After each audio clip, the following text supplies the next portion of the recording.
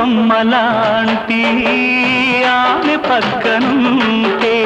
పగలే వెన్నెలనే కురిపిస్తా నీడలాగా నాతో ఏడడుగులు సాగితే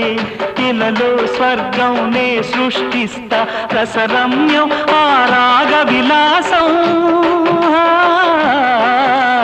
రసరమ్యం ఆ రాగ విలాసం వసివాడదు అది ఆ జన్మాంతం అందమైన నా ఊహల మేడకు ఆవిడమణి దీపం